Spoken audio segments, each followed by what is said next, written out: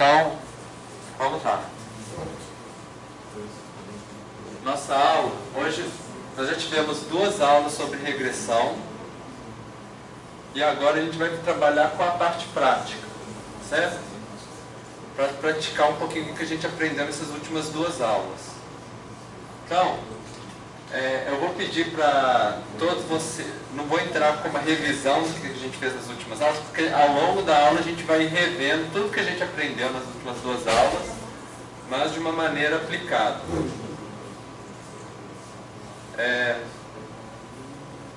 Então eu vou pedir para todo mundo já copiar um arquivo que chama Água Rede 2010 SNIS. Não é o Água, tá?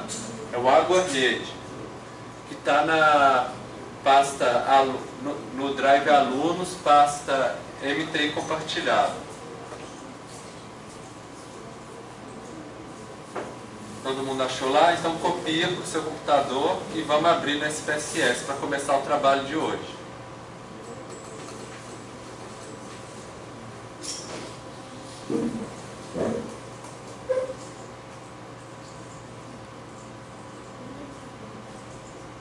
Todo mundo achou?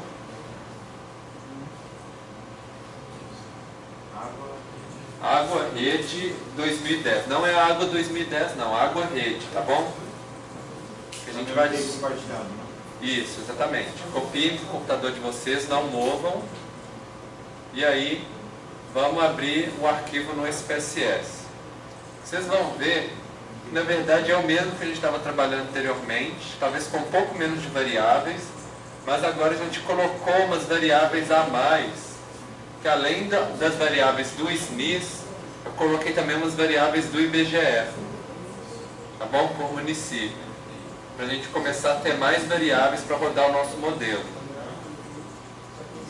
Todo mundo conseguiu abrir?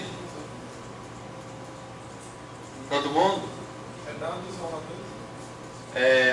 Não, na raiz, assim, vai em alunos, MT compartilhado, aí vai ter um arquivo Água Rede 2010 traço SNIS, certo? Ok?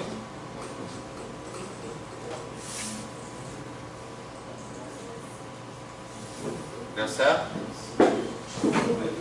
Não? Não consegue achar a pasta alunos? MT compartilhado no... Mas a pasta alunos está aí. Não. Não? Bom, às vezes acontece. É um drive, não é dentro do dele. Não, vamos mudar de computador, que ainda está no início da aula, dá tempo.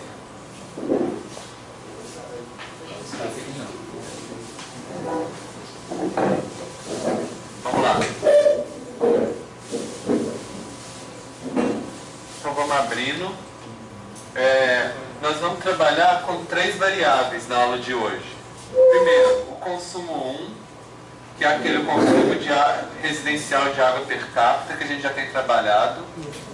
O outro é o renda per capita do IBGE de 2010. E o terceiro, que chama PropRede, que é a proporção de domicílios servidos por rede de abastecimento de água. Certo? Que aí, com a ideia de que o consumo ele pode ser receber influência tanto da renda per capita no município, quanto da proporção de serviços de domicílios servidos por rede de abastecimento de água. Ou seja, quando o domicílio não tem rede de abastecimento de água, as pessoas vão usar menos água. Tem base, né? Tem uma certa base. Então a gente acredita que pode existir uma relação e nós vamos testar. Certo? Bom, ainda está abrindo o computador aí? Já conseguiu? Todo mundo abriu então? Então vamos lá. Primeira coisa, nós vamos fazer correlações. A gente vai em análise, né, correlações bivariadas, e vamos escolher essas 3 variáveis para analisar elas. Certo?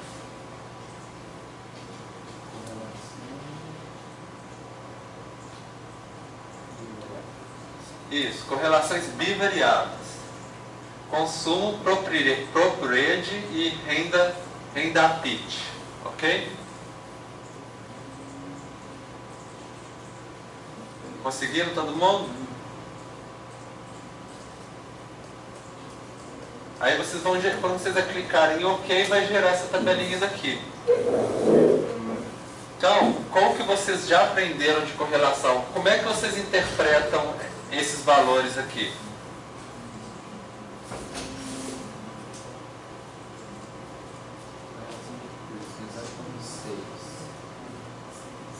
0,6 está mais próximo de 1. Então, elas têm relação positivamente relacionadas. Então, quer dizer, o consumo está positivamente relacionado com a proporção de abastecimento e com a renda per capita, né? E tem mais uma coisa que a gente ainda não tinha medido antes também, que é a correlação da proporção de abastecimento de água com a renda per capita, certo? Que deu 418. O que significa isso? Mais próximo de zero, elas não são tão relacionadas, né? Mas são em alguma medida, né? Então, lembra que a gente estudou multicolinearidade? Vocês conseguem explicar o que é a multicolinearidade? O quanto própria rede e o renda apit se relacionam?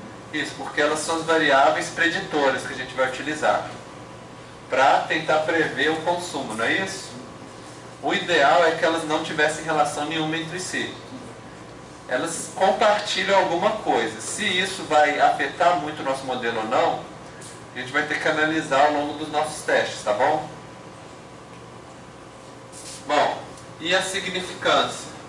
Porque além da correlação tem a significância, o teste de significância. O que vocês conseguem perceber desse teste de significância? Praticamente. Tem. Que tem mais de 99,9% de chance de não ser randômico. Isso, exatamente, não ser o acaso. Então, quer dizer, a chance é muito alta de haver alta correlação tanto com a variável de consumo 1 quanto entre as duas variáveis preditivas, certo? Então tá. E tem a quantidade de casos que foram utilizados. Quer dizer, tem 4.417 municípios que possuem o consumo e as outras atividades. E quando você compara a rede com a renda per capita, tem 5.560 municípios, mais municípios ainda. Então tá. Vocês lembram que na aula passada nós trabalhamos com o quarteto de Anscombe, né? O que ele falava? Às vezes você tem amostras com os mesmos parâmetros direitinho, mesma regressão, aí quando você olha o diagrama de espalhamento, são diferentes, não é? E vocês lembram quais que são os problemas aqui desse diagrama de espalhamento? Esse aqui não tem problema. Esse aqui, qual que é o problema? Os erros são relacionados. Oi? Os erros são relacionados. Os erros são correlacionados, é um dos problemas. Que outro?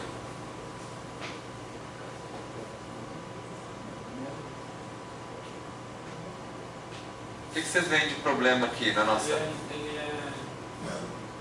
não é linear. Exatamente, não é linear. O não ser linear leva o erro a ser correlacionado, que é o problema também, né? E nesse daqui? O outlier, que faz a inclinação da curva ser diferente do resto da proporção. Exatamente. E no de cá? Aqui ele não É dimensiona. Homocetosticidade, exatamente. Quer dizer, muita variância aqui e pouca variância aqui. Exatamente. Bom, então, eu gerei aqui, eu vou pedir para vocês gerarem então. Gere o diagrama de dispersão das variáveis nossas. Quero que vocês façam o diagrama de dispersão do consumo de água com a renda, consumo de água no Y e a renda per capita no X, e o consumo de água no Y e a proporção de rede de abastecimento de água no X. Dois gráficos.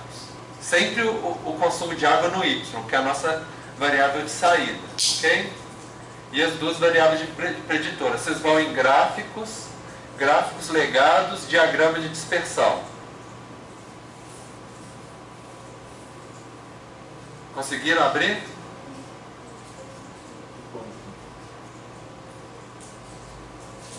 Ok? Podem gerar um, depois gerar o outro. Pode ser consumo no Y e a renda PIT no X. E depois continua o consumo no Y e a proporção de rede de abastecimento de água no X, ok? Porque a gente vai querer ver se as nossas variáveis preditoras elas têm um relacionamento com a variável de saída, a variável prevista, ok? Predita. Vocês viram?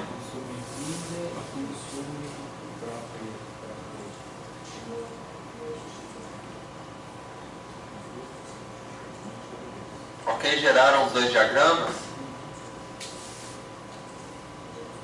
Então vamos lá. Então provavelmente vocês devem ter gerado esses dois diagramas aqui. Esse aqui vocês já estão cansados de conhecer, a gente já viu várias vezes. Agora, com base no que a gente viu nas aulas anteriores, o que vocês acham que vocês podem interpretar desse diagrama?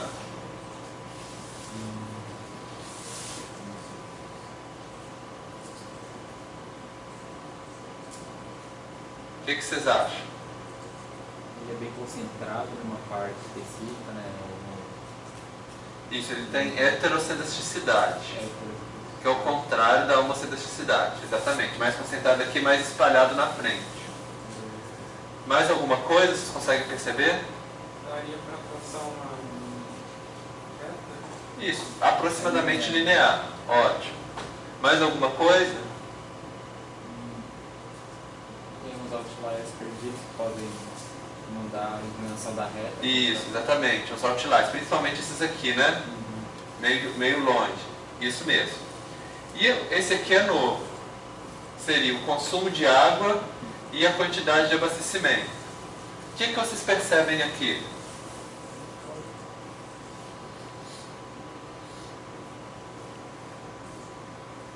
O que vocês acham?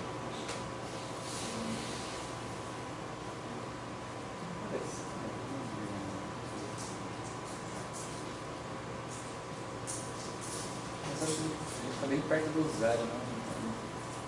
Quando o outro só o comecinho, que passava mais perto do eixo X, esse aqui em todo momento ele fica no eixo X.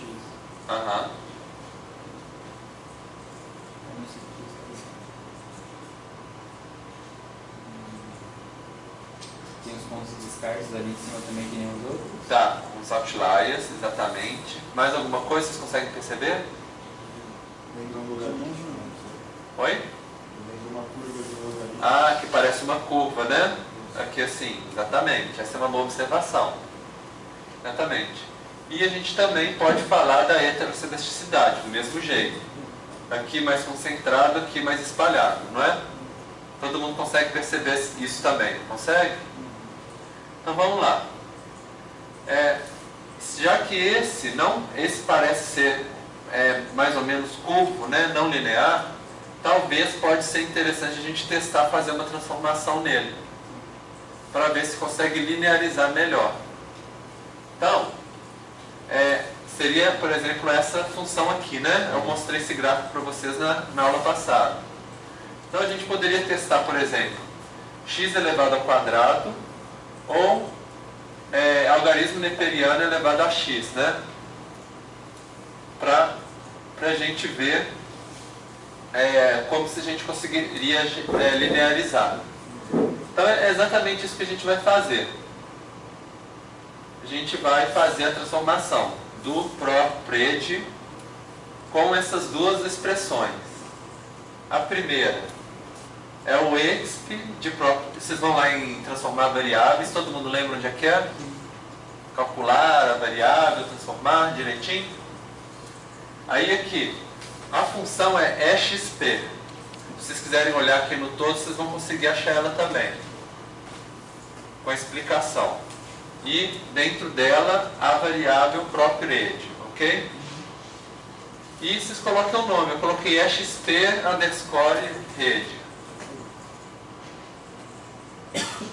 Ok? E assim, é simplesinho, e aí aperta OK. Vai criar uma nova coluna chamada XP_rede. Certo?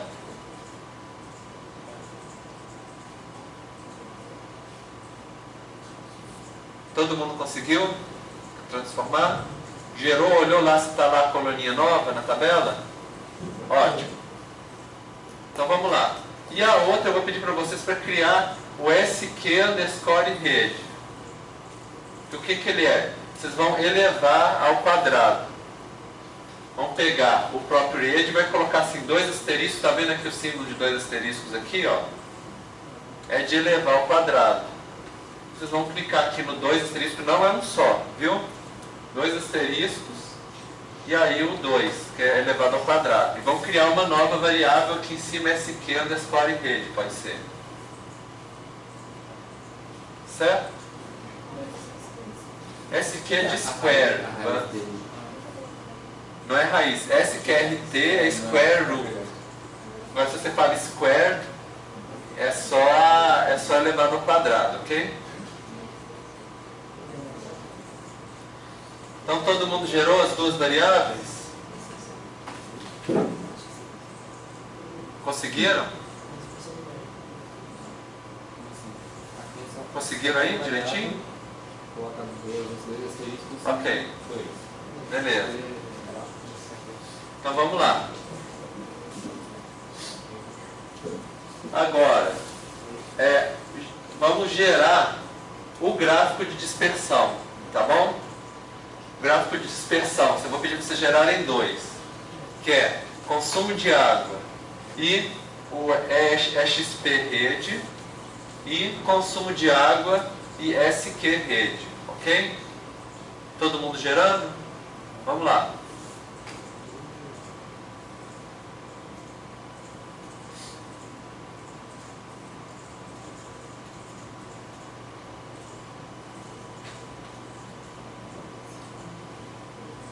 Conseguiram? Você quer para criar mesmo? Desculpa. Oi? Quer para criar? Criar 2 variáveis. Uma seria o logaritmo neperiano elevado à própria rede. É XP, que é a função, e aí rede aqui como variável. E o nome da variável é XP_rede, ok? Vocês vão lá e calcular a variável, transformar, né?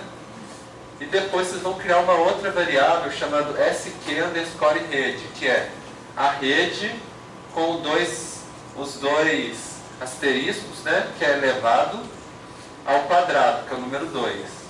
Vocês vão gerar duas variáveis novas. Gerou essas 2 variáveis novas, faz de novo o diagrama de dispersão, relacionando o consumo de água e cada uma dessas variáveis transformadas.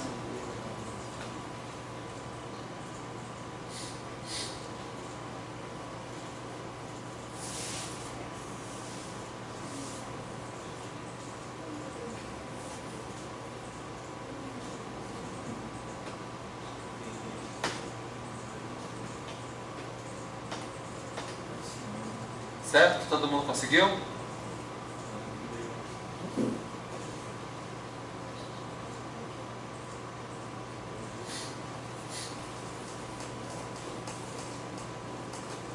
Certinho?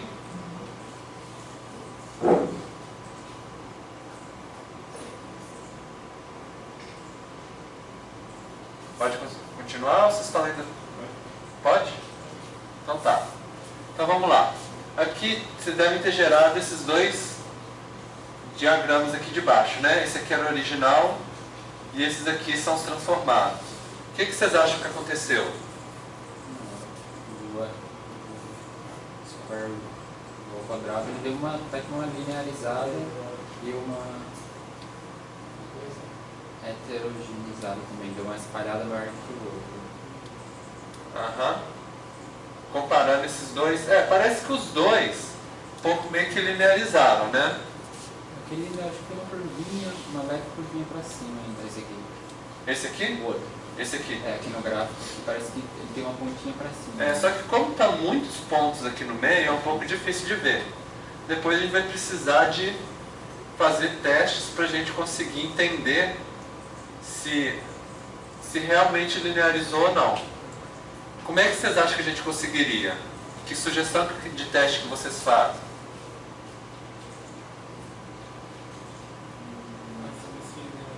Isso.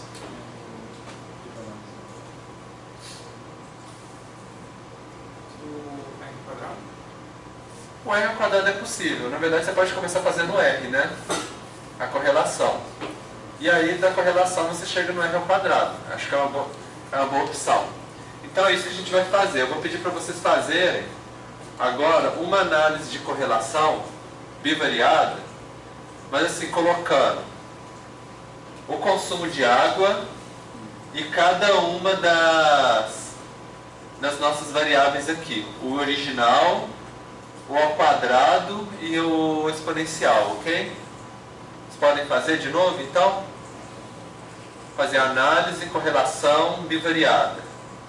E aí, na tabelinha lá, que é essa aqui de trás, né? Esse consumo, o XP rede, Essa aqui é o consumo, prop rede, XP rede e o SQ rede, ok?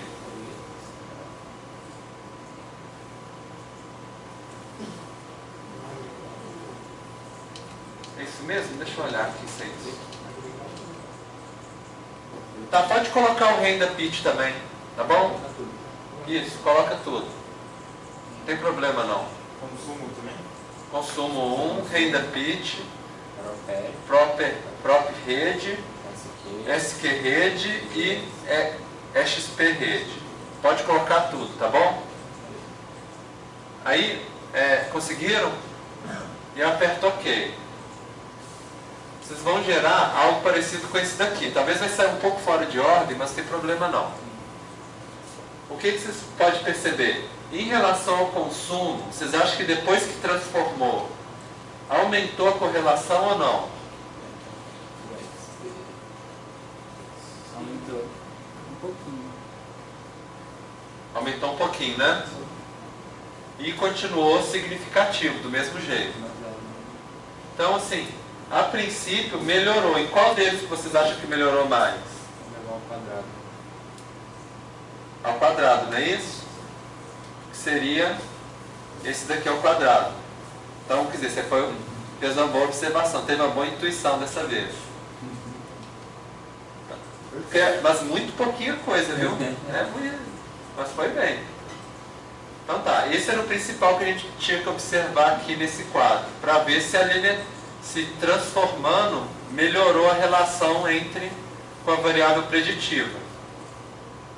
Bom, agora, o que a gente vai fazer? Então, no início a gente tinha selecionado o prop rede como variável explicadora. Agora a gente vai selecionar o SQ rede. Certo? Perceberam a diferença agora? A gente fez a transformação e mudou qual que vai ser a nossa variável. Isso. E então vamos começar, vamos rodar a nossa regressão. Vamos lá. Análises, regressões lineares. E vamos começar. O que a gente vai fazer? Nós vamos fazer 2 blocos. Ou seja, um bloco que a gente vai chamar de método hierárquico. A gente começa com uma variável e depois a gente vai adicionar a outra.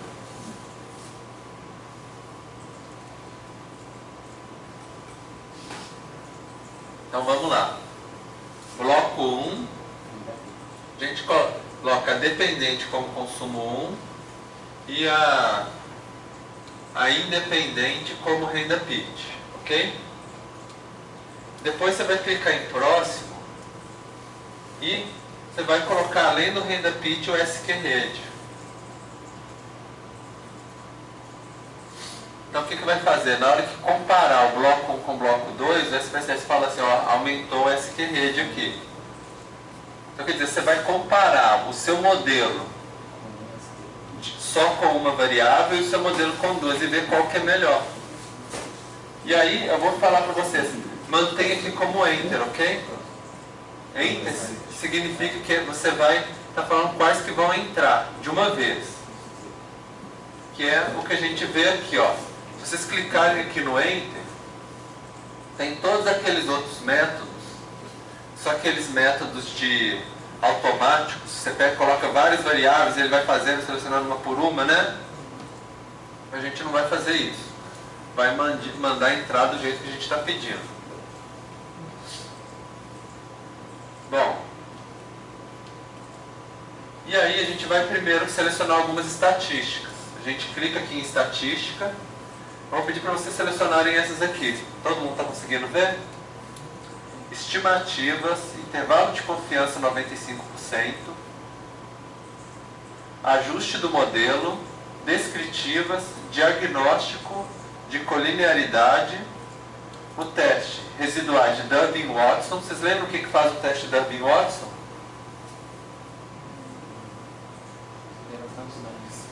Muitos, né? Esse é para ver se os erros, os resíduos estão correlacionados entre si. E diagnóstico caso a caso. Vamos pensar o que é cada coisa. Esse aqui, das estimativas, vai fornecer, por exemplo, quais que são os coeficientes dos nossos modelos. Qual que é o beta 0, beta 1, beta 2. E vai fazer o teste para ver se esses coeficientes são significativos. Ou se são só, por exemplo, só uma questão de acaso.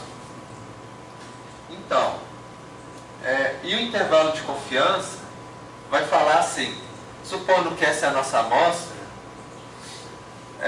qual que poderia ser a variabilidade dela se a gente pegasse uma outra amostra ou se tentasse pegar a população inteira.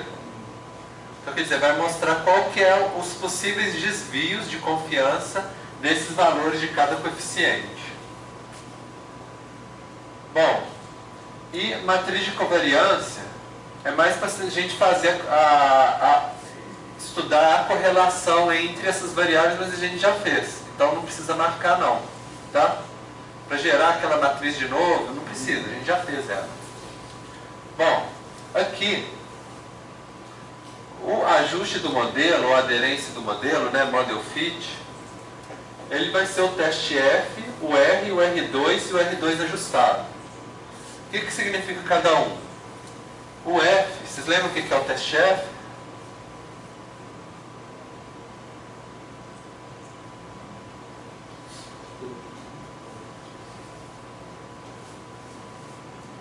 Não lembram? Quando faz a soma dos quadrados dividido pelos graus de liberdade, aquela tabela que chama nova análise de variância, né? A ideia é que o teste F, ele vai falar assim, se o nosso modelo, a gente pode ter certeza que ele é melhor do que simplesmente usar a média para prever a variável de saída, ok? O R múltiplo, vocês lembram o que é o R múltiplo? Entre as variáveis? Não. Vocês lembram o que é o R múltiplo, gente? Alguém lembra? O R. Alguém lembra o que é o R?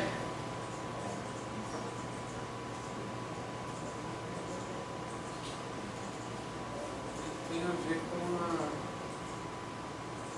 uma reta. O R é o coeficiente de correlação.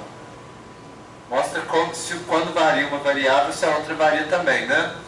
Na mesma direção, a direção contrária. O R múltiplo é o seguinte, você vai fazer esse mesmo teste de correlação, mas em vez de fazer com cada variável preditiva do seu modelo, você vai pegar a saída do seu modelo e fazer a correlação com os casos observados. Ou seja, o Y estimado, né, com o Y observado, e vai ver se eles estão relacionados entre si. A ideia é que eles estejam, se o seu modelo for bom. E o R2, né, o R2 significa simplesmente pega o R ou o R múltiplo e eleva ao quadrado. É o coeficiente de determinação, que é o quanto que o seu modelo consegue explicar a variável de saída. O R2 ajustado ainda não expliquei para vocês. Na verdade, ele é como se fosse a mesma coisa do R2, mas ele dá uma penalidade se o seu modelo é muito complexo.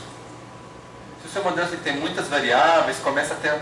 Ele fala assim, olha, está muito complexo, vamos diminuir um pouco o seu R2 porque ele é um pouco menos confiável. Certo? E ele é interessante porque assim, ele te ajuda a fazer um modelo mais simples, a escolher um modelo mais simples do que o muito complexo. Alterações no R2, né, que é alteração no R², é o seguinte, é ver de um bloco para o outro o quanto que mudou o seu R2. Simplesmente subtrai um pelo outro. Mas a gente não vai colocar não. As estatísticas descritivas é só aquelas mais simples. É o média, desvio padrão das variáveis, essas coisas assim. Nada de novo para vocês. Bom, e correlações parciais por partes. Vocês lembram o que é isso? Eu falei brevemente para vocês na aula de correlação. Alguém lembra?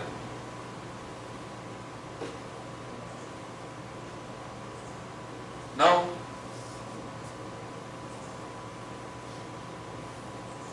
Lembra? Era aquele exemplo da prova, das pessoas que ficam ansiosas e do tempo que a pessoa estuda para a prova. Não sei se vocês lembram desse exemplo. A questão é o seguinte. Se você tem duas variáveis que têm autocorrelação entre si, estão correlacionadas entre si, mas também com a variável de saída. Você controla uma para ver só o resultado de uma variável com a de saída. Você falando assim, se essa variável aqui se manter constante, quanto que a outra variável vai afetar a variável de saída? Certo? Vocês lembram a expressão ceteris paribus? Que é a do cachorrinho Hot, né? Que sai passeando e dá tudo errado. Ceteris paribus é quando a gente mantém tudo constante, né? Bom, e o diagnóstico de colinearidade, ele mostra estatística para mostrar se o nosso modelo tem problema de multicolinearidade. A gente viu que as nossas duas variáveis preditivas, elas têm correlação entre si. Então vale a pena a gente marcar para a gente avaliar se isso está atrapalhando o nosso modelo. Bom, e tem o teste de Dublin-Watson, que eu já expliquei para vocês, a independência dos erros, né? E o diagnóstico caso a caso. O que ele faz? Ele vê o resíduo. Para cada y observado e estimado, ele calcula o resíduo. Só que um resíduo padronizado. E aí, lembra que a gente padronizava os resíduos para saber assim, se eles estão, por exemplo, acima de 3,29, é muito, porque por causa daquela curva normal, score Z, né? Então, quer dizer, a gente vai pegar só os desvios, só os casos, selecionar, só os que estão acima de 3 desvios padrões. Acima de 3 do score Z. Certo? Então, quer dizer, só aqueles que estão muito extremamente atípicos, ok? Bom, e vamos gerar uns gráficos. Eu vou pedir para gerar um gráfico só para vocês escolherem, que é o de Z pred, que é o Z resíduo, o resíduo em relação ao valor previsto, o Z previsto, ok? No caso, Z significa padronizado, né? Então, quer dizer, o resíduo padronizado com a predição padronizada. Porque o que a gente quer ver? Se ao longo da nossa reta, do nosso modelo, os resíduos, como que os resíduos estão se distribuindo. Lembra que a gente fez isso na aula passada? No final da aula passada? Os gráficos de dispersão dos resíduos, né? E vamos poder gerar um histograma dos resíduos para ver se eles estão normais. E o nosso gráfico quantio-quantio, vocês lembram o gráfico quantio-quantio? O que ele faz? Vocês fizeram na análise exploratória de vocês. O que ele faz? O que ele mostra? Onde estão concentrados os dados dentro onde estão concentrados os dados em relação a eles mesmos. Se eles estão mais concentrados com uma porcentagem maior, uma porcentagem menor. Mais ou menos, mais ou menos. Bom, o gráfico QQ, o quantil, é para ver se os seus gráficos, se os seus elementos seguem uma distribuição normal. Aí você consegue ver quais elementos que se desviam dessa distribuição normal. Bom, e você pode marcar aqui produzir os gráficos parciais, a gente nem vai olhar tanto não. Principalmente o histograma, o gráfico de quantil e esse aqui, de dispersão, tá bom? Bom, então só para falar para vocês assim, o que são esses aqui, né? O dependente é a variável de saída, observado. Os Z preditos são os valores preditos padronizados do Y com base no modelo, e os Z resíduos de erros padronizados. E tem outros também. Tem os resíduos, em vez de padronizados, pela estudentizados. Estudentizados é o seguinte, se a sua amostra fosse pequena, você preferiria utilizar a distribuição de student do que a distribuição normal. E essa parte aqui esse aqui a gente não vai estudar não, então não precisa preocupar também não. Bom, e pode colocar de produzir todos os diagramas parciais. O que significa? Para cada variável do seu modelo, você vai fazer esse gráfico do previsor com a dispersão dos resíduos. Quer dizer, além de você fazer com a variável o y estimado, você vai fazer também com cada uma das suas variáveis, ok? Bom, esses aqui a gente já viu, então, e depois a gente vai colocar salvar. O que o salvar vai fazer?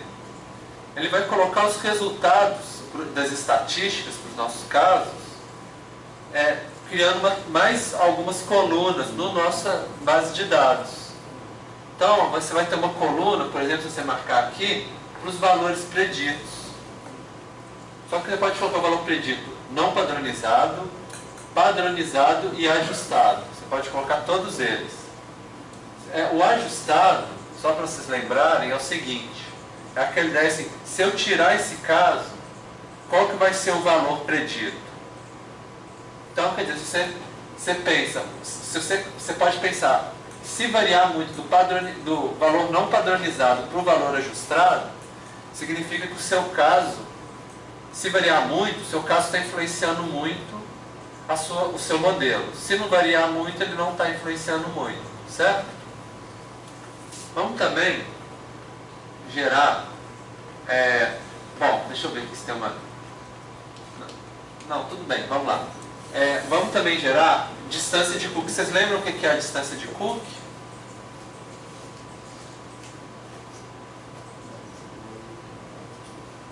Distância de Cook é o tanto que cada um dos elementos vão afetar o modelo. Quanto maior, mais afeta. E valores de alavancagem é aquele leverage values. O que ele significa? Vocês lembram?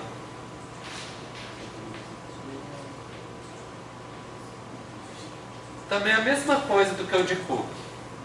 Eles vão mostrar o tanto que a influência do modelo é dividida entre as variáveis. 1 significa que influencia totalmente, 0 significa que não influencia nada. Bom, os resíduos a gente vai colocar só os padronizados. As estatísticas de influência, a gente vai ver a do DF beta padronizado. O que significa isso? Vocês lembram o que era DF beta? Na aula passada?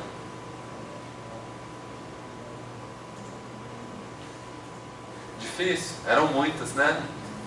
Pois é. O DF beta é o seguinte: se você tirar esse elemento fora do seu modelo, será que vai variar os coeficientes do modelo? Então ele vai ver. Tirou um elemento, roda a regressão de novo e vê o quanto que mudou. A gente coloca aqui padronizado, porque aí você consegue ver para ter uma visão geral independente da escala, né, do tipo de elemento que você está utilizando. E o defit padronizado, vocês lembram o que é?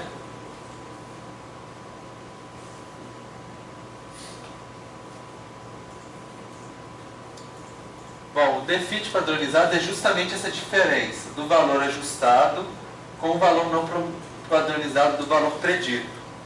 Ou seja, se eu tirar esse caso, o que vai mudar no nosso valor predito, né? Bom, então são esses que a gente vai utilizar. Vocês, por favor, marquem aqui do jeito que está aqui na tela, né? Que a gente já discutiu. Todo mundo marcou?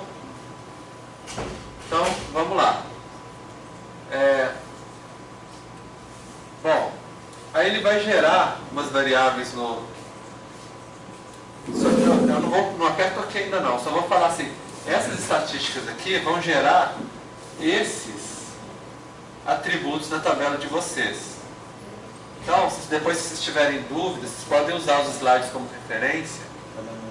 KI-PRE, valor predito não padronizado, ZPR, valor predito padronizado, e assim cada um deles, certo? Depois a gente pode voltar e olhar como referência. Bom, então vamos mandar rodar, ok, e vamos ver os resultados. Vamos lá. Questão média, desvio padrão, a gente não precisa trabalhar muito não, né? A correlação de Pearson, vocês viram esse aqui? Gerou para vocês? Então, esse a gente também já viu, né? Que tem uma correlação de consumo com a renda per capita e o SQ-rede, mas também tem uma correlação da renda per capita com a rede ao quadrado, né? E é significativo, todos eles. Certo? Isso pode ser um problema. Então a gente vai ter que olhar a nossa estatística de colinearidade. Bom, sumarização do modelo, vocês viram? Chegaram? Resumo do modelo? Está resumo e não sumarização? Ó, mudando de uma versão para outra, mas tá bom. Então tá. Então, o que vocês percebem aqui? O 1 é o modelo 1, que é só uma variável, renda per capita. O 2 é com as duas variáveis, renda per capita e SQ-rede. O que vocês percebem aqui? O segundo modelo melhorou, aumentou o R, está mais próximo de 1. Então melhorou a correlação. Isso, e o R quadrado?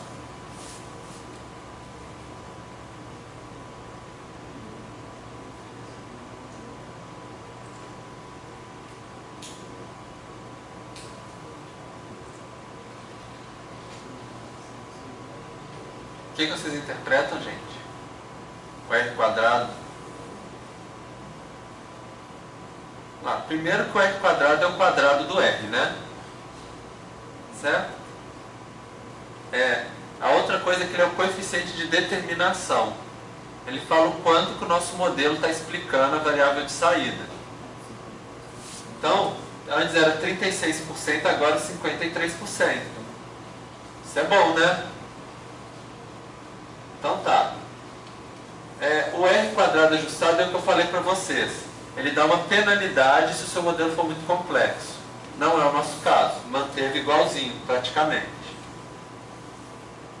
E aí tem uma fórmula, né, que ele utiliza, que na verdade o mais importante é o seguinte: ele penaliza em relação à quantidade de parâmetros do seu modelo. Se tem mais parâmetros, o seu R quadrado vai ser menor, ajustado. Bom, e o teste de Durbin-Watson? Vocês lembram como é que interpreta? A gente olhou na aula passada. É o seguinte, se ele está próximo de 2 é o ideal. Se ele está entre 1 e 3, é aceitável. Abaixo de 1 e acima de 3, traz problema para a gente. Então ele está aceitável, né? Bom, então vamos agora para a nossa tabela de análise de variância, a nova. O que nós temos aqui? Como é que vocês interpretam? Vocês lembram como é que interpreta essa tabela? Análise de variância, a gente interpretou duas tabelas dessas na aula passada. Desde a primeira aula também, a gente interpretou também. Alguma coisa sobre o F, maior o F. Quanto maior o F, melhor a chance de não ser um acaso. Isso aqui, vocês lembram o que é? Soma dos quadrados da regressão? Ou seja, pega a diferença entre o nosso modelo e a média e eleva tudo ao quadrado e soma, né? Soma do quadrado dos resíduos, vocês lembram também? O que significa?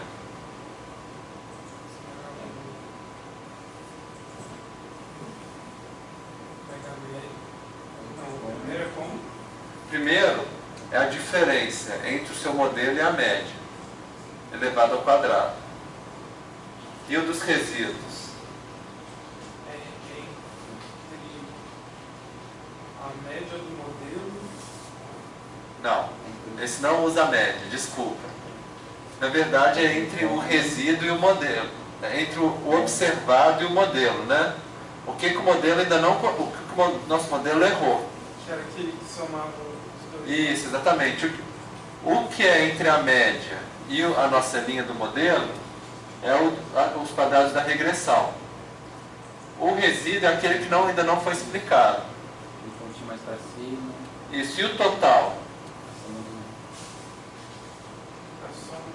A soma dos dois. Que na verdade é a distância entre o observado e a média, certo? E aí você pode somar. E tem os graus de liberdade.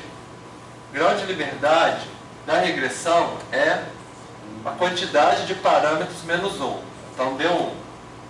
E de resíduo é a quantidade de elementos menos a quantidade de parâmetros. Então vocês veem assim que tinham 4.417 parâmetros menos 2, 4.415. Aí o que a gente faz? A gente divide a soma dos quadrados pelos graus de liberdade aqui e depois divide esse valor por esse aqui, que são os quadrados médios, e achou o F. Aí calcula, faz aquele teste de significância, né? Que tem a tabelinha lá com a espécie F, consulta e fala se é significativo. Então, primeiro, os dois modelos são significativos. E comparando o F entre eles, o que vocês veem? Muito pouca. Então o teste F não ajuda a gente a decidir qual que é o melhor modelo. Certo? Mas ele fala que ambos os modelos são melhores do que simplesmente tirar a média. Com 99,9%, mais de 99,9% de certeza. Bom, agora vamos lá. Coeficientes. Tabela de coeficientes. Todo mundo achou? Gerou?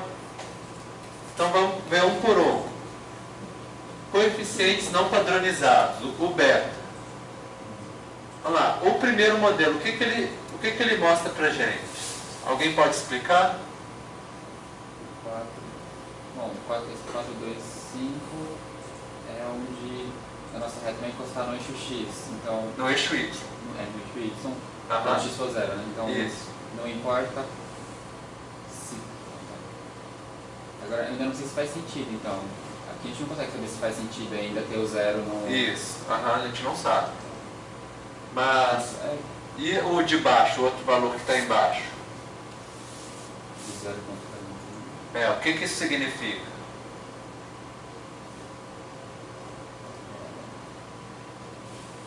É a variação... Ah, tá. É a variação do y em relação a x.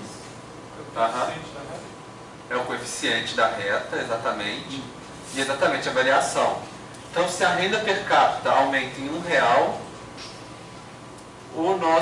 a nossa quantidade de consumo por habitante, 0,41 metros cúbicos por habitante. Ok? Bom, e o que acontece quando a gente, com o nosso modelo 2?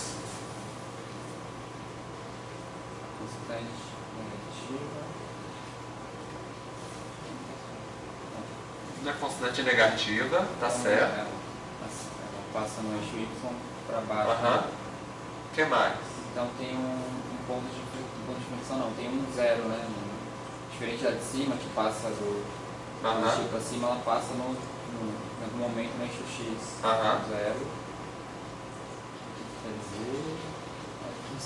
Não, mas tudo bem, não tem problema, porque a gente nem sabe se vai chegar tão menor assim. Mas e nesses outros dois parâmetros aqui embaixo? O que vocês observam? O consumo varia muito mais em relação à rede.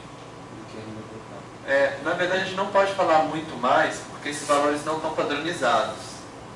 Então, quer dizer, são escalas diferentes. Depois, quando a gente padronizar, a gente vai poder comparar. Ele varia de uma maneira, em uma proporção diferente de uma para outra. Isso, exatamente. Mas o que vocês reparam, o que aconteceu com o coeficiente do renda per capita do modelo 1 para o modelo 2? Diminuiu. Porque parte dessa explicação dele passou para o outro coeficiente. Certo? Então tá. Então quer dizer, a ideia é o seguinte, como a gente interpreta? Se o SQ rede se mantém constante, a cada aumento de R$1 na renda per capita, aumenta 0,27 metros cúbicos por habitante por dia, ok? E o contrário, para cada aumento de 1 na rede ao quadrado, aumenta 31 metros cúbicos, metros cúbicos por habitante por dia, né? Aí, vamos lá. E aí vem o coeficiente, o erro padrão desses coeficientes, que mostra essa questão da incerteza, né? E com isso calcula um teste T. O teste T é justamente ele ver essa questão da dispersão e quantidade de elementos que você tem, e ver se será que esse elemento, esses coeficientes, foram gerados ao acaso ou será que eles são significativos? Com base no teste T, ele gera um valor de significância. E aí o que a gente pode perceber? Isso, todos são. Está vendo que deu significância zero em todos? Então, quer dizer, todos são bastante significativos. Bom, e o coeficiente padronizado? Aí que vem aquela observação, né? Será que um influencia mais do que o outro? Você consegue saber isso na hora que você padroniza, na hora que você divide pelo desvio padrão. Aí o que vocês veem aqui no nosso modelo 2?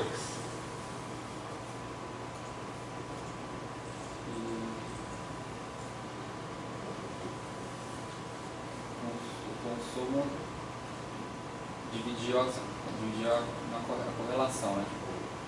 Ele passou a ser representado quase por metade pelo renda por habitante, mas também pelo SQ da rede. Não é só isso. 0,6 da outra. Exatamente. E qual que influencia mais? O SQ da rede. Exatamente. Um pouco mais, né? Nem tanta coisa. Bom. E o intervalo de confiança? O que isso significa?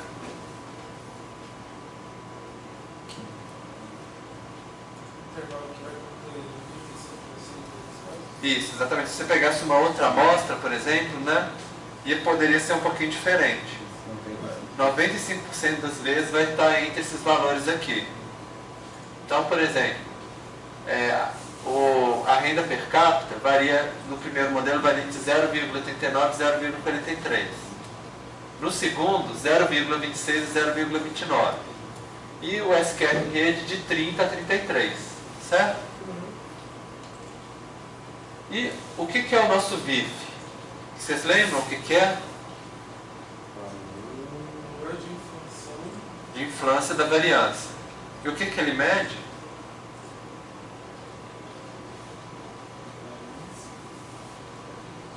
Mede a multicolinearidade.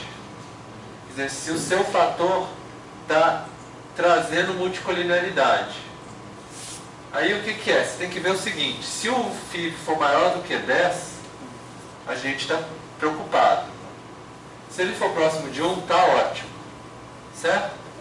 Então, o que acontece? O que vocês acham? No primeiro ele está 1, porque é uma variável só.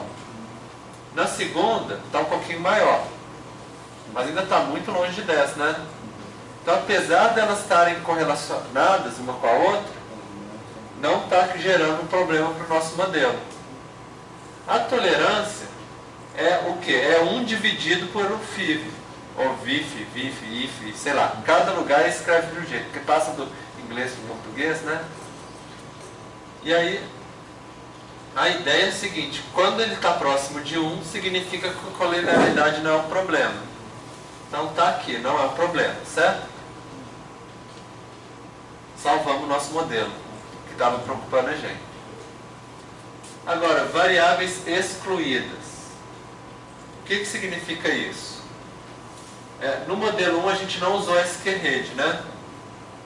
Aí ele fala assim: se eu acrescentasse o skRed, o que ia variar no beta, se essa variação é significativa, se ela tem uma correlação parcial com o consumo, ou seja, se controlando a renda per capita, se mantivesse sempre a mesma, ela quando que ela influenciaria no consumo de água?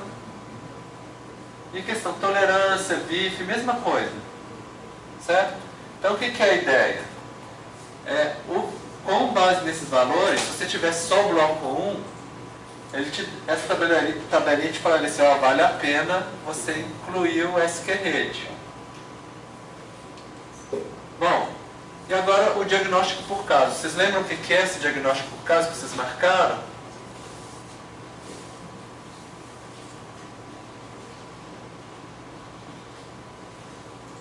É o seguinte: ele pega os resíduos em cada caso, e aqueles que tiverem, a gente marcou para mostrar para a gente que tiverem acima de 3 desvios padrões, certo? Então tem muitos acima de 3 desvios padrões. Na verdade, tem mais ou menos muitos. E mas a gente também mandou salvar esses resíduos padronizados. Então depois a gente pode ir lá no nosso editor de dados e analisar eles individualmente. Descobrir, por exemplo, qual que é o nome do município. Então vocês veem aqui que o resíduo padrão às vezes deu 3,6, 5, 4. Lembra que era para ter só 0,1% dos seus casos aqui? E não está muito mais. Aí, quer dizer, descobrimos um problema do nosso modelo, que pode dificultar o quê? A generalização do nosso modelo. Bom, então a ideia, lembra, é que 95% dos casos tivessem entre menos 1,96 e mais 1,96.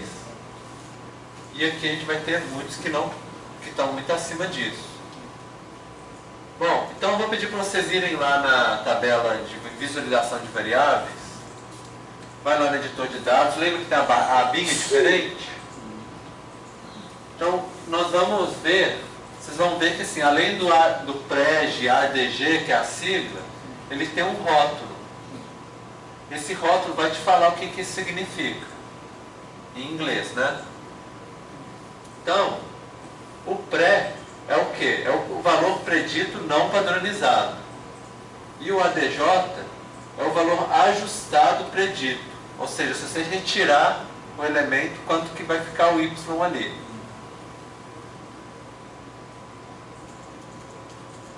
O ZPR e o ZRE são os valores preditos padronizados e os resíduos padronizados. Certo? Lembra que os resíduos padronizados é aquele que 95% a gente gostaria que 95% deles estivesse entre menos 1,96 e mais 1,96. Bom, e o COO é o Cook's Distance, distância de Cook. O que ela significa?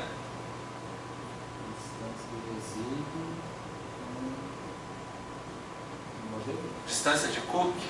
Não. Distância de Cook é o quanto que o seu elemento afeta o modelo.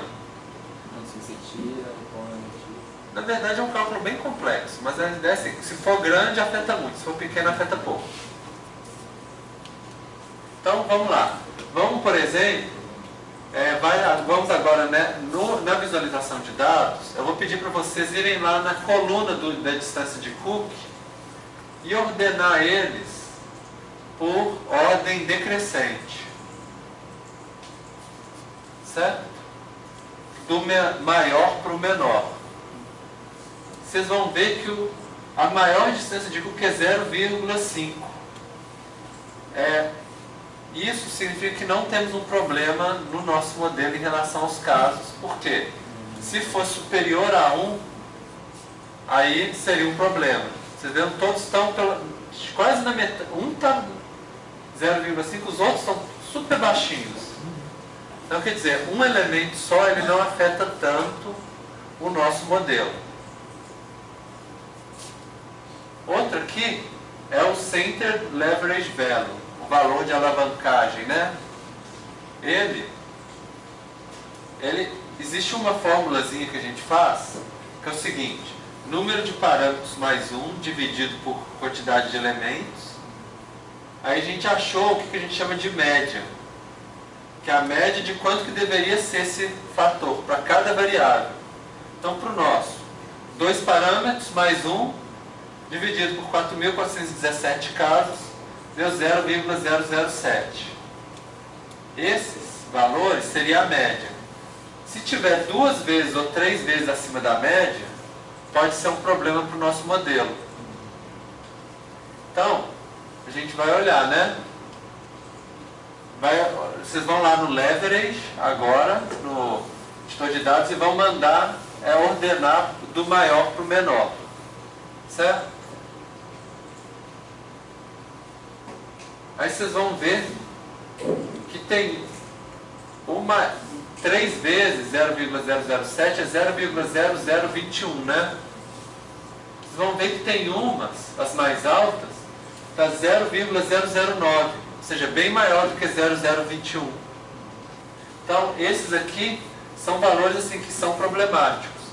Se vocês quiserem, vocês podem ver o nome dos municípios. Qual que é o topo da lista? São Caetano. Exatamente, São Caetano do Sul. E Niterói, Vitória, Brasília, Florianópolis, Porto Alegre. São cidades que o nosso modelo não conseguiu prever bem. Quer dizer, nelas não está funcionando bem a nossa relação. Aí pode pensar depois assim, por que será? Será que tem algo especial nessas cidades que muda, né, com o nosso modelo? Bom, por fim, tem o DFIT. Vocês lembram o que é o DFIT, né? Diferença entre o valor previsto e o ajustado, só que padronizado. E o DF-beta, que é para cada beta, ou seja, para o beta 1, beta 2, beta 3, beta 4, seria a diferença entre o coeficiente, quando você tem o caso e quando você tira o caso fora, o que muda no coeficiente. Então, se tiver um valor maior do que 1 no seu valor padronizado da DF-beta, você tem que ficar esperto, pode ter algum problema. Bom, então o que nós já checamos? Colinearidade. O nosso FIV e a tolerância não tiveram problema, né? Independência dos resíduos. Teste de Dublin-Watson. Vocês viram? Aqui atrás. Vamos lá. Onde que está o teste de Dublin-Watson?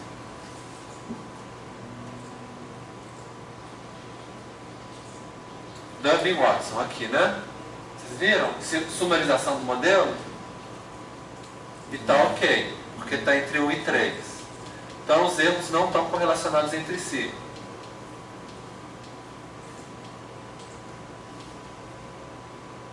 Agora vamos checar os gráficos. Então vamos lá. Primeiro, histograma, vocês viram? Parece que está parecendo uma normal? Parece, né? Tá mais ou menos a área central. Aqui está a linha normal, né? Vê que assim, está até um pouco o que a gente chama leptocúrtico, né? Que é meio achatadinho assim.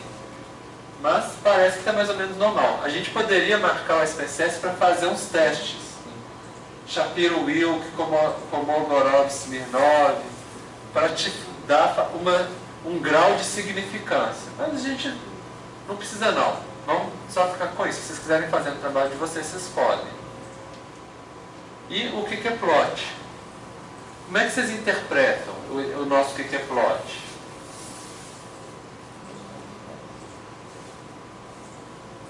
Ela se aproxima mais da normal entre 0,4 e 0,6? Isso, exatamente. Valores muito pequenos está indo um pouquinho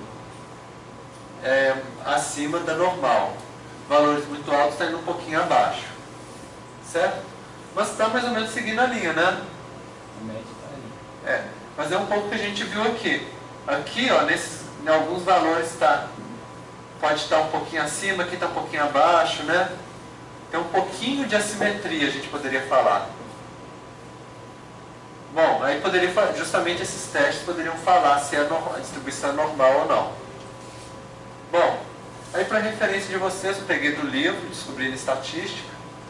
Então, por exemplo, uma distribuição normal, né? Seria mais ou menos assim, vocês viram o que parece. Uma não normal. E um que é plot, um que segue muito bem a distribuição normal e outro que não segue bem. Certo? Só para vocês terem referência com o nosso que é plot e o nosso histograma. E agora, vocês lembram que a gente viu isso aqui no final da aula passada? Que era o diagrama de dispersão, ou seja, na variável predita o y estimado e quanto que os nossos resíduos são abaixo do estimado ou acima do estimado, né? Qual desses aqui que é o bom? Primeiro, né? Os outros, esse aqui tem problema de heterocelasticidade, esses três. Esse daqui e esse aqui não é uma distribuição normal, porque a ideia é que seja mais concentrado em torno da média, em torno do zero, e menos concentrado fora, né? E aqui, problema de linearidade, certo? Então tá. Agora, esse aqui são o valor predito padronizado e a regressão dos resíduos padronizados. O que vocês veem em relação ao nosso diagrama?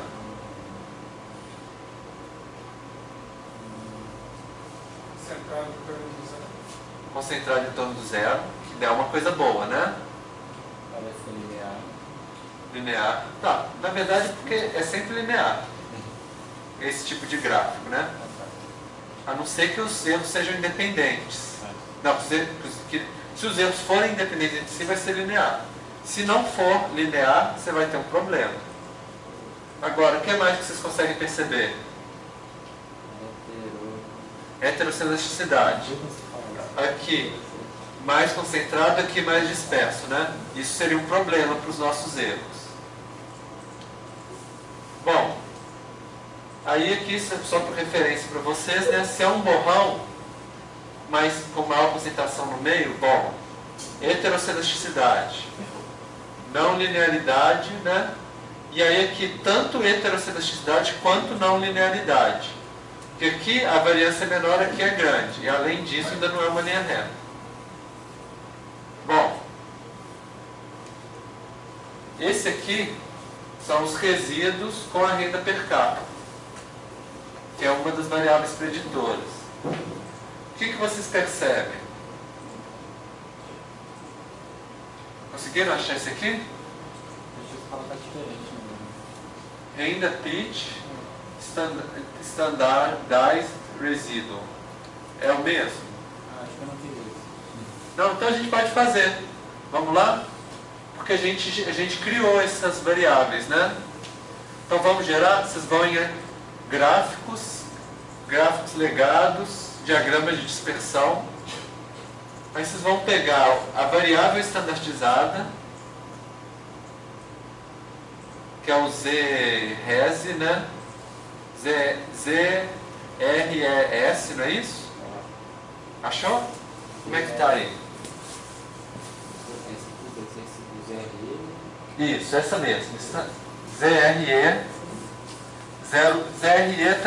Todo mundo achou? E o renda pitch?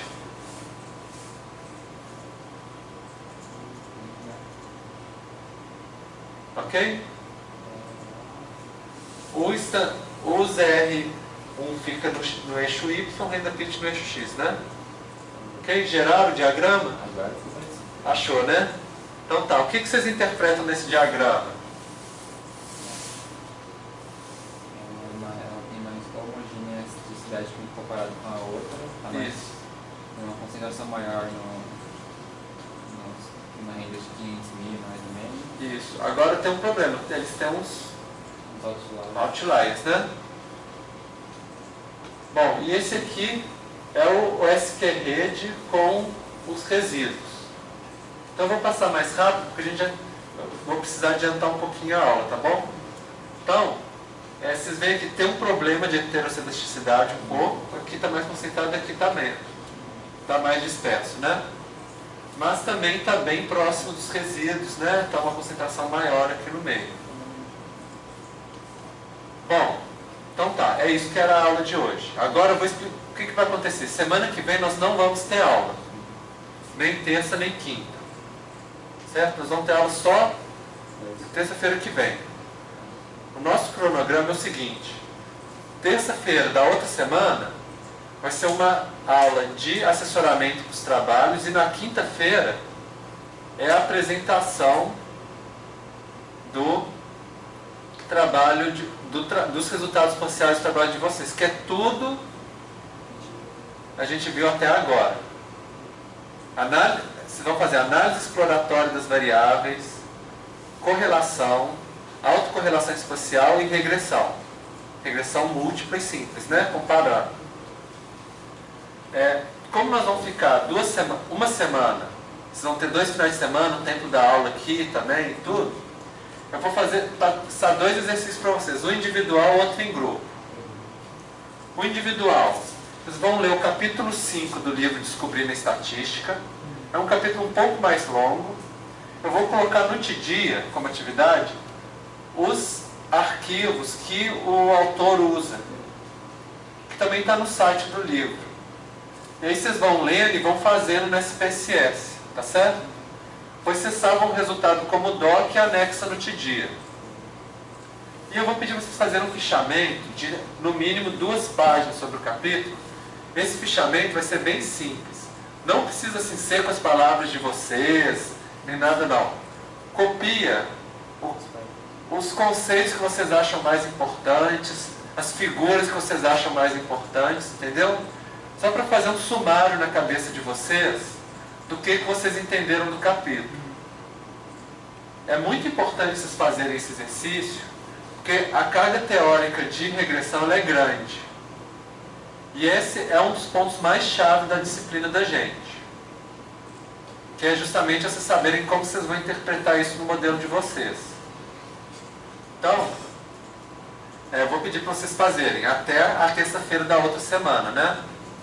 E o trabalho em grupo é justamente fazer a regressão no trabalho de vocês.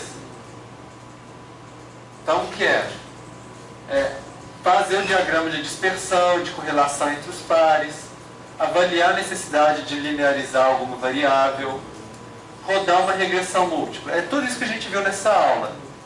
Interpreta os coeficientes, R2, F, T, analisa os valores atípicos, como fazer o diagrama de dispersão e estatística teste. Vê as suposições de generalização, heterocetasticidade, homocetasticidade, multicolinearidade, usando os testes. E analisa o diagrama de resíduos e o teste de Durbin-Watson, para ver se eles estão, os resíduos são independentes ou não. Ou seja, isso aqui vocês fazem assim, ó, se vocês já têm as variáveis de vocês, é um pulo. Só que aí eu vou pedir para vocês interpretarem, tá? Não é só gerar, mas falar assim, Deu certo, não deu? Por que será que deu? Por que será que não deu?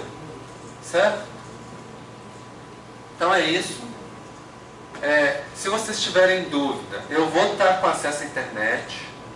Então vocês podem mandar e-mail para mim, pode ligar, falar no WhatsApp, qualquer coisa. Aí eu converso, eu dou ajuda para vocês, tá bom? E se tiver alguma dúvida, mesmo assim a gente vai ter uma aula de assessoramento também. Mas é bom assim, que vocês já estejam com mais ou menos tudo pronto. Só para checar dúvida, fazer algum ajuste de última hora, aí a gente faz na terça-feira para já apresentar na quinta. Tá bom?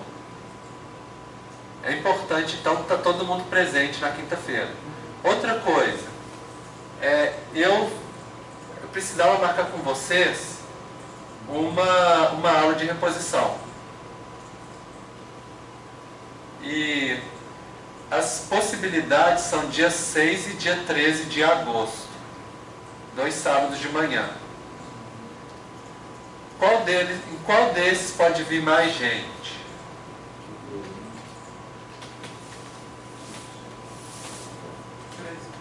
13 para você é melhor. Para vocês também. Aham. Seguinte, nós vamos fazer marcar um sábado de reposição. Então as possibilidades são dia 6 ou dia 13 de agosto. De manhã. Eu queria ver, alguém tem preferência por ser dia 13 ou dia 6?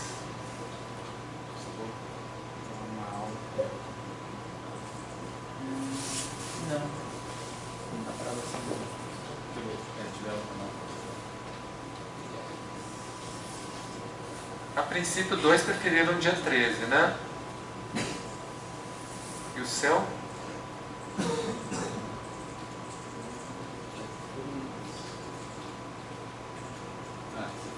Se fosse